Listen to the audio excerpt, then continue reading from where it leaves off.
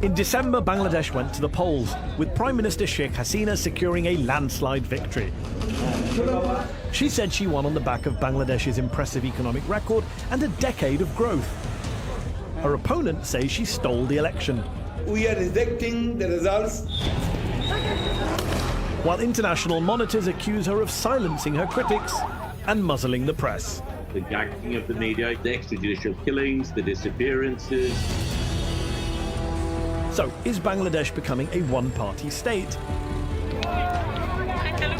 And whilst hosting over 1 million Rohingya refugees fleeing Myanmar, how long can and will Bangladesh protect them? I'm Mehdi Hassan, and I've come here to the Oxford Union to go head-to-head with Gauhar Rizvi, the International Affairs Advisor to Bangladeshi Prime Minister Sheikh Hasina and a historian and former academic. I'll challenge him on whether democracy is dying in Bangladesh and whether his country should be doing more to help Rohingya refugees. Tonight, I'll also be joined by Tasneem Khalil, a Swedish-Bangladeshi journalist and author of Jallad, Death Squads and State Terror in South Asia. Saida Muna Tasneem, Bangladesh's High Commissioner to the UK and Ireland, and Abbas Faiz, a South Asia analyst at the UK's Essex University who previously worked for Amnesty International for more than 30 years.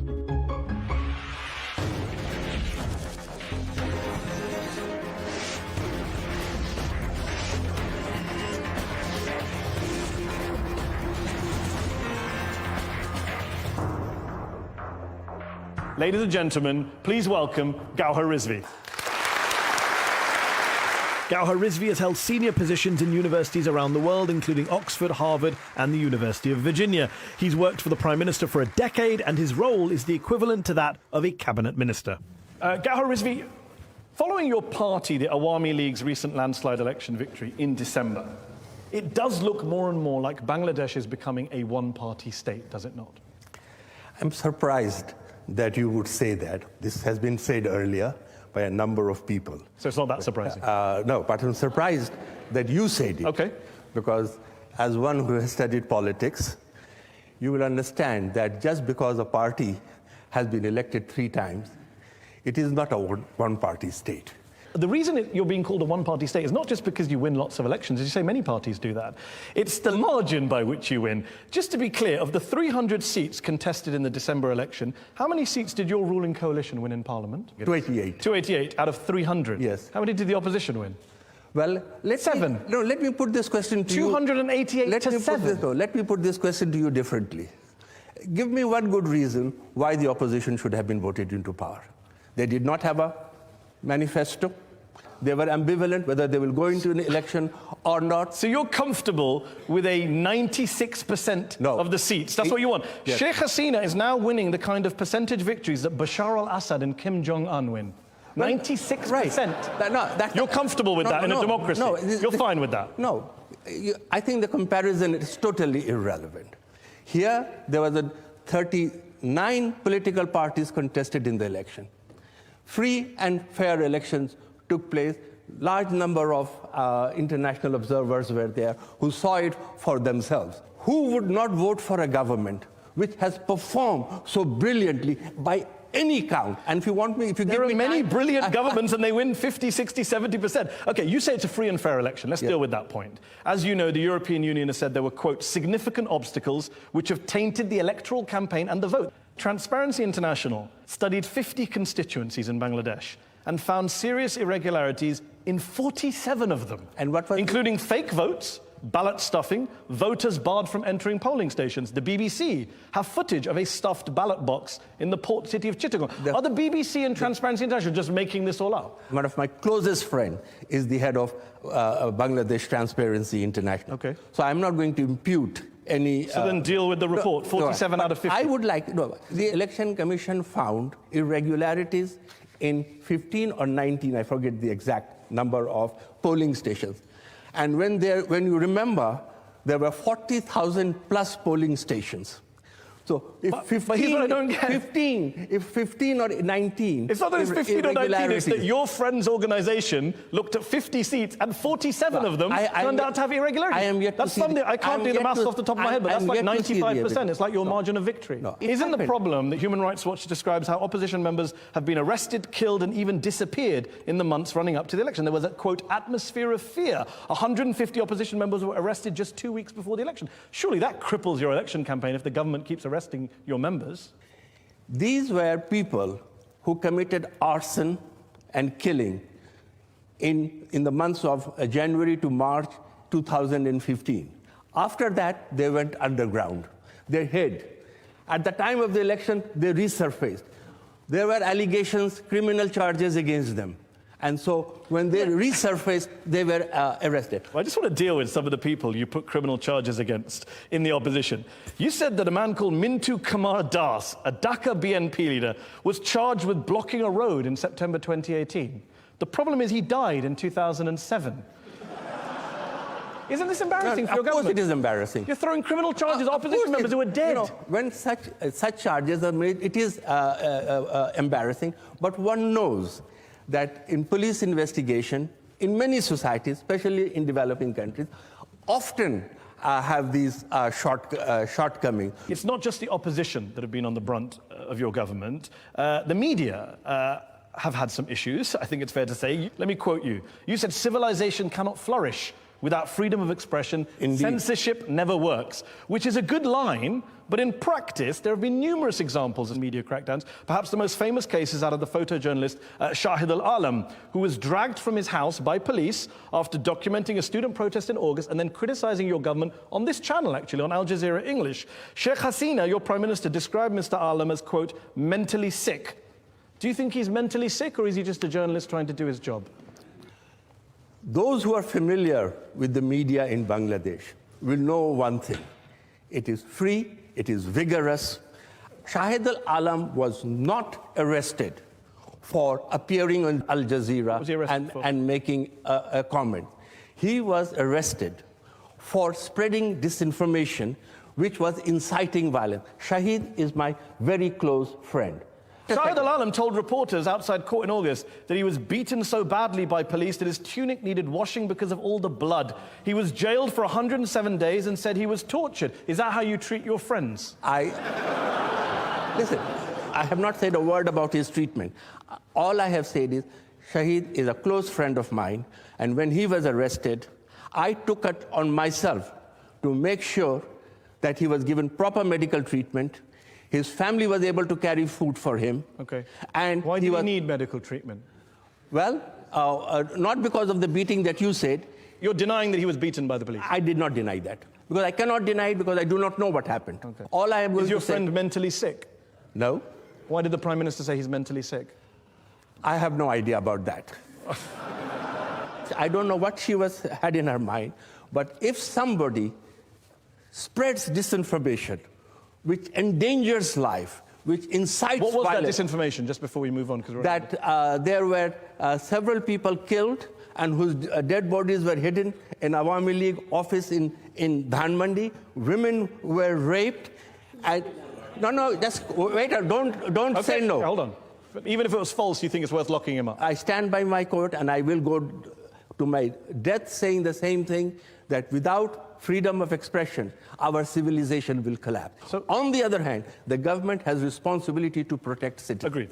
Let's bring in our panel, who are waiting patiently to come in here. I'm joined by Tasneem Khalil, a Swedish-Bangladeshi journalist, author of Jallad, Death Squads and State Terror in South Asia. Tasneem, do you think it's fair to say that Sheikh Hasina is turning Bangladesh into a one-party state, into an authoritarian state, as many journalists are claiming, especially in the West?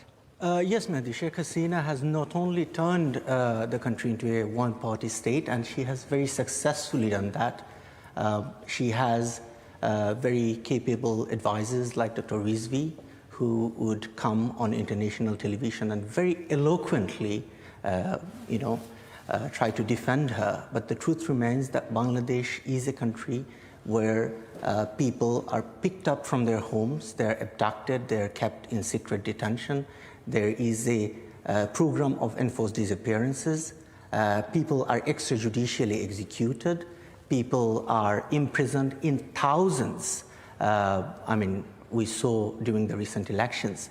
And even anyone who the regime thinks that is a problem, they go after him or her with absolute viciousness.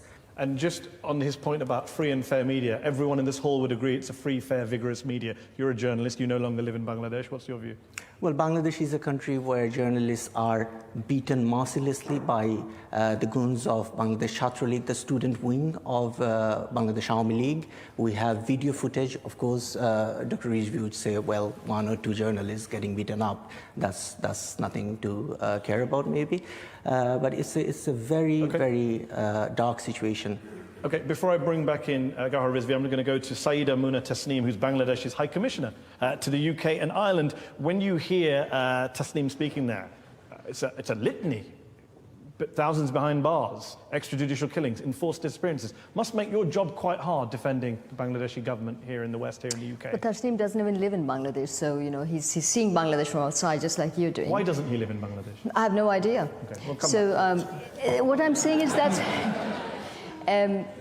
Bangladesh definitely, in the history of Bangladesh and press freedom, if you look at the 70s, 80s, 90s, and 2000s, even until 2000, there was just one private TV channel. Right now, Sheikh Hasina, between 2009 and 2018, has opened up the media and 32 private TV channels every day, 90 political talk shows. Sheikh Hasina has been criticized left and right. There are newspapers criticizing Sheikh Hasina, and the parliament she's been criticized. So why wouldn't Bangladesh have press freedom? She doesn't need to put anybody's voice down. There are also people being arrested for criticizing her too. A woman, it's just, a woman for doing a post on Facebook was arrested about That's a fraction. That's a small fraction. That doesn't mean that Bangladesh doesn't have press freedom. Before I bring in Abbas Faiz, Tasneem, very quickly, why don't you live in Bangladesh anymore? As a journalist, I cannot operate independently in the country. I would be abducted, I would be tortured, like Shahidul Alam, my colleague. And when was that? Which period did he leave the country? Before Sheikh Hasina came into office? But he's given many examples as well. Let me bring in Abbas Faiz, a South Asia analyst at the UK's Essex University, previously worked for Amnesty International for more than 30 years. Abbas, Tasneem mentioned enforced disappearances as well, so I think I'm going to bring Gauhar Rizvi back on as well. Can you shed some light on what is going on in Bangladesh with these claims being made about people disappearing? Well, what is happening in Bangladesh under the current government's watch is really very unacceptable. In terms of democracy, all the independent institutions of the state have been weakened. The parliament has become an extension of the government, and all of these things have happened by the support of people, intellectuals like Mr. Gauhar Rizvi, who are actually falsifying the nature of the issues. Now, to just go back to the enforced disappearances, the way it happens that a group of plainclothes officers go to the house of the people, they collect them, they take them away, and then the police, the security agencies, and all of those people, they just say that they don't have any knowledge of them. Do you want to respond to Abbas Faiz? I think if you are saying, Abbas, that this is the government policy, I fear you are mistaken. Government does not need to disappear people.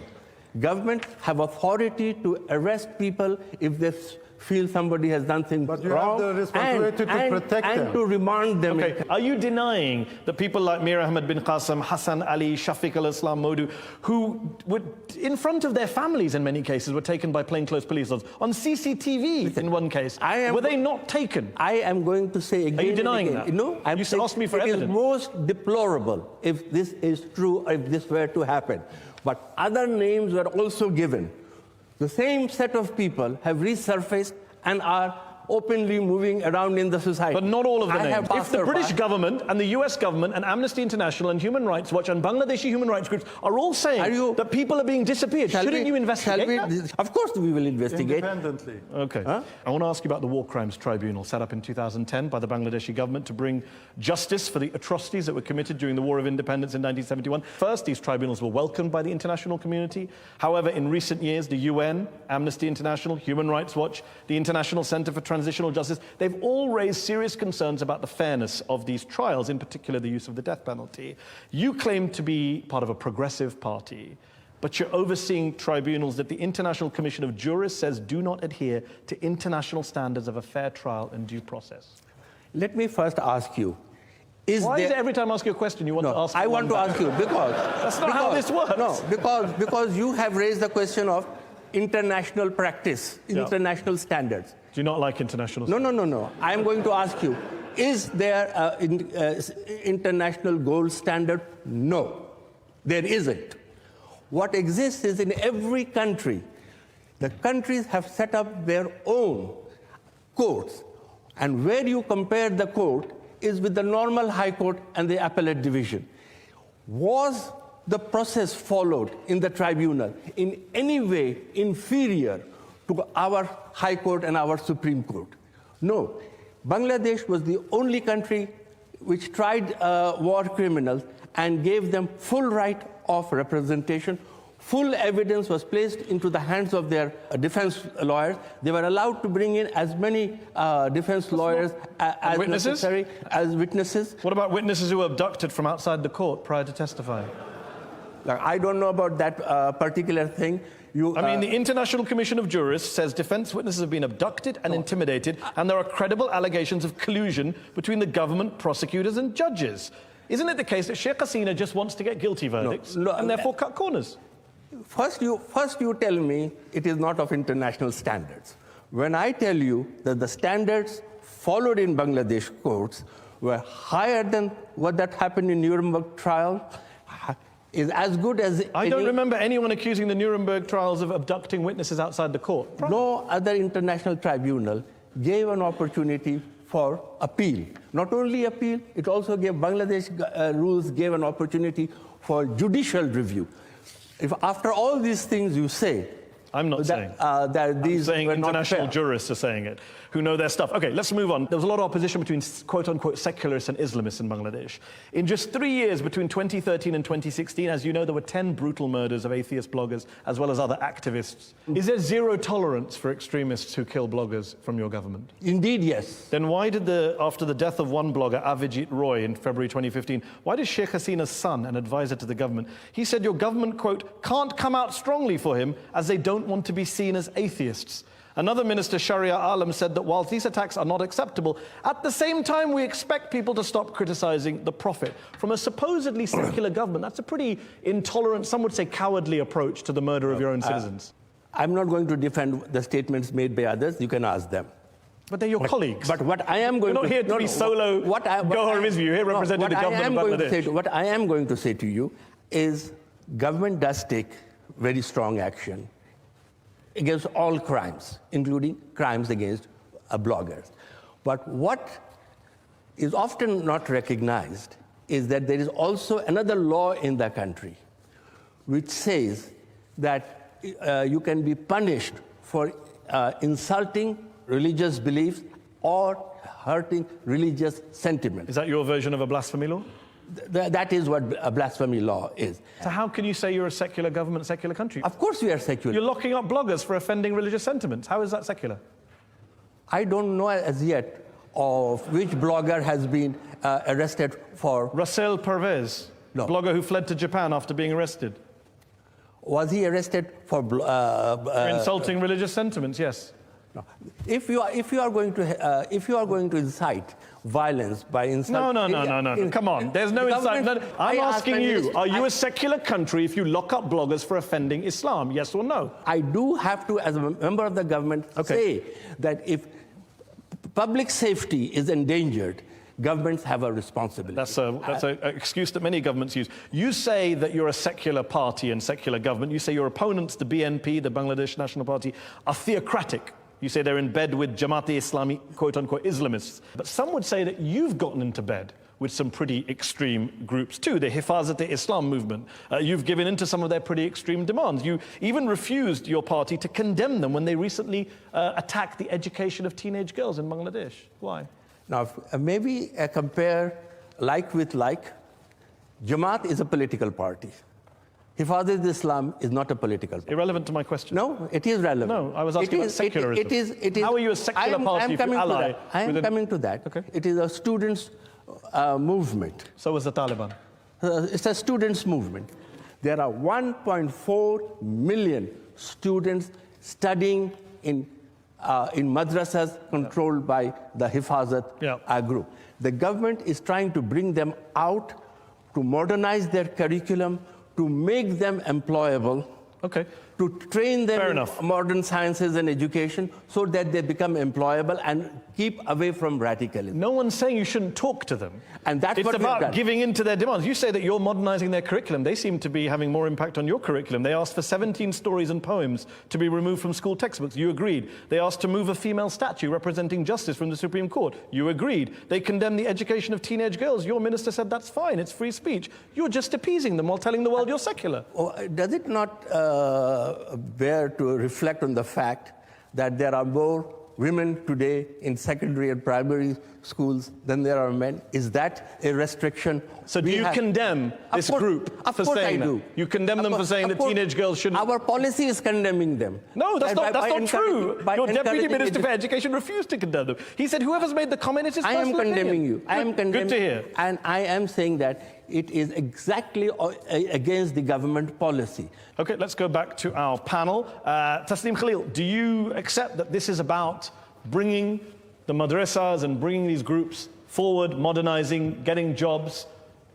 What's your position on the relationship between... Hifazat-e-Islam came to prominence back in 2013 after the murder of a blogger, and their demand was capital punishment for anyone who would criticize Islam and atheists.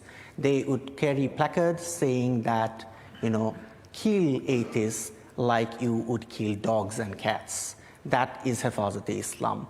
And now Sheikh Hasina has been declared as the mother of Qawmi students in Bangladesh who have very questionable ideas. I am not sure how Islamic they are even. Saeeda Muna Tasneem is here, the High Commissioner. What's your response when you hear, for example, it's not just atheist bloggers. There are many minorities in Bangladesh who are upset.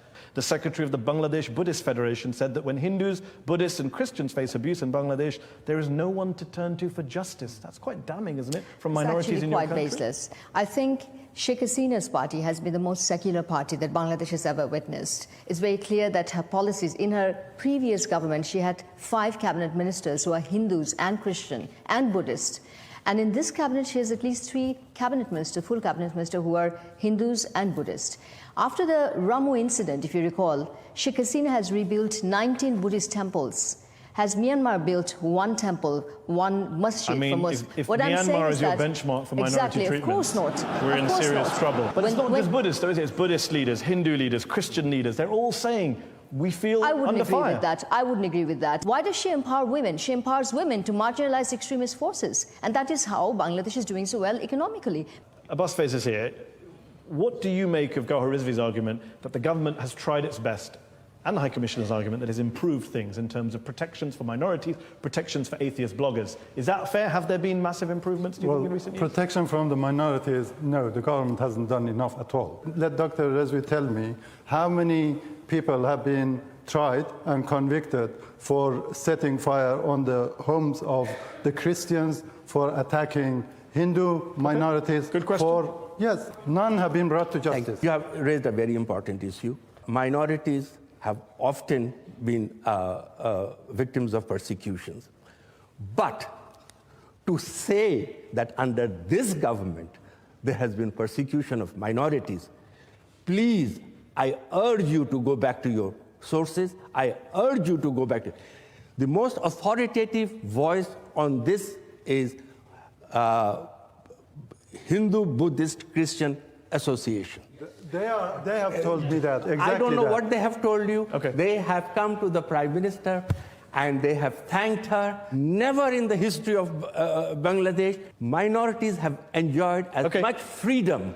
Just to be clear, what's the number, though? Just what's the number of convictions? That I don't know, but I can tell you one thing. When you are next visiting Dhaka, I will be glad to tell you. All right. On that note, we're going to have to take a break. Do join us on Head to Head for part 2 with Gauhar Rizvi, where we're going to be talking about the Rohingya issue, and we're also going to hear from our very patient audience here in the Oxford Union after the break.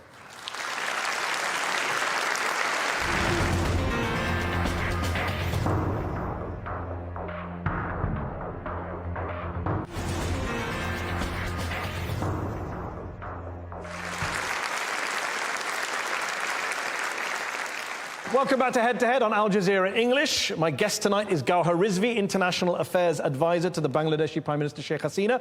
In recent years, Gauhar Rizvi, one of the biggest challenges Bangladesh has had to face has not come from the inside, but from the outside, from neighbouring Myanmar. More than 1 million Muslim Rohingya refugees have fled into Bangladesh. It's very admirable that your country has taken in so many refugees. But here's what I don't get. You've called what's happening in Myanmar ethnic cleansing. Your boss, the Prime Minister Sheikh Hasina, has called it, quote, tantamount to genocide and crimes against humanity. And yet your solution to the crisis seems to be to try and send the refugees back to Myanmar. It makes no sense, really. That is the end solution, that these people belong to Myanmar. They want to go back home, and they must go home. However, what we have also said is we will only send them when the conditions are safe and people will go back voluntarily. Very few governments in the world, let alone a developing society, host 1 million refugees and then say, we would like you to go back only when the situation is safe. Now, of course, the problem doesn't lie on Bangladesh side. It lies on Myanmar side. Agreed. And what else can Bangladesh do? The responsibility lies with the international community, that they must insist on making Myanmar safe for the return Agreed. of the Rohingya. In the meantime, though, you say we won't send them back while it's not safe, which is good to hear. And yet in November, there were reports covered by international media, covered by human rights groups, that you were trying to send them back against their will. Security forces were deployed to some of the camps in Cox's Bazar. Refugees were told that if they didn't leave, they would stop receiving rations. They would be blocked from working with NGOs. The UN put out a statement saying, do not send them back against their will. That's what you were trying to do in November, though. No. Let me clarify. What we had said was those who want to voluntarily return. Because Myanmar government criticized us, saying that Bangladesh is preventing the return, forcibly preventing the return of Rohingyas who want to come back. So we said, if those who would like to leave voluntarily may go. People refused to go voluntarily. We did not push out, we did not force. The UN referred to terror and panic in Cox's Bazar at the imminent risk of being sent back against their will. I don't know from where this statement came, but the UNHCR person from Bangkok with whom I worked very, very, very closely, we worked in concert. There was never, ever a question of any forcible repatriation. And that is the policy of the Bangladeshi government? That is the policy, and this is the policy the Prime Minister has announced again and again, including at the United Nations. There's also a plan right now, I believe, from your government to send thousands of these refugees to a place called Basan Char, an island 3 hours from the mainland, which is particularly prone to cyclones and severe flooding. Human rights groups have warned that it could become an island prison. Okay. The whole of coastal region is prone to cyclones, storms, tidal surges. So that island is not anything different from the rest of the coastal belt. Second thing is, on the one hand, we are under an enormous pressure from humanitarian organizations that there is congestion in these camps. These camps have become unsafe. Create more space for them so that they can live better.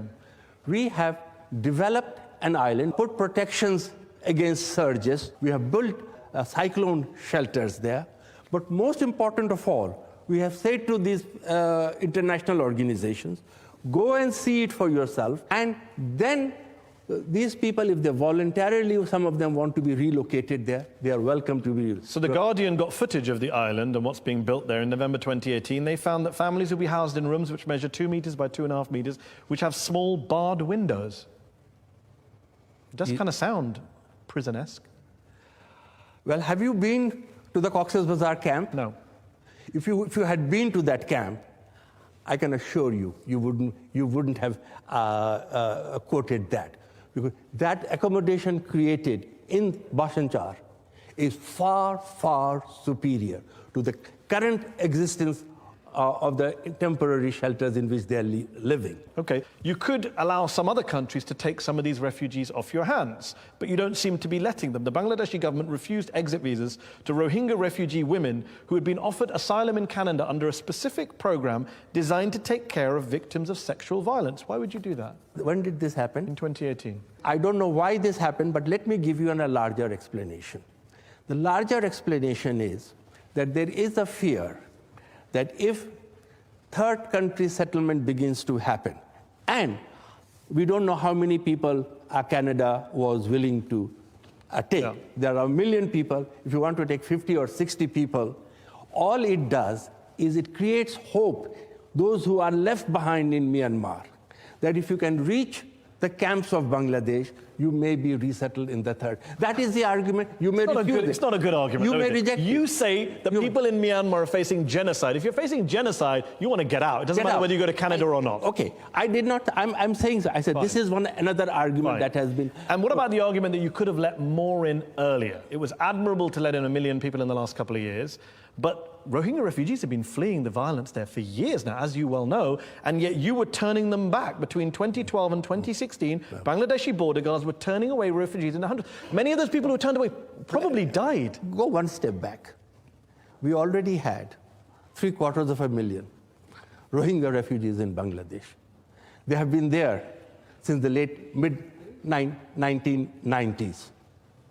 So to say that we turned some back, which country has allowed so many people into their... And I said that's an admirable position. What I'm wondering is, given you've let these people in, given you said they're victims of genocide, in hindsight at least, do you look back, Gohar Rizvi, and say, you know what, I wish we'd let more in earlier. We could have saved more lives. See, what happens is when they came, your border guards, they are trained to prevent people from coming in. That was their reaction.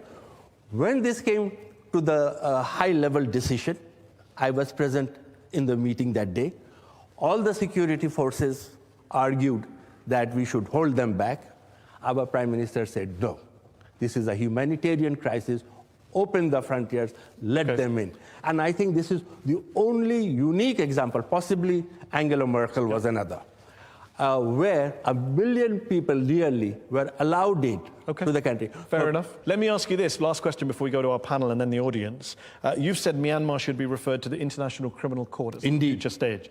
Do you think Aung San Suu Kyi, who I know you know personally, do you think she should face an international tribunal as well for her role in this genocide, or at least her role in denying and covering it up? Whoever is involved should be faced with the International Court of Justice. There is no doubt, because this was premeditated genocide.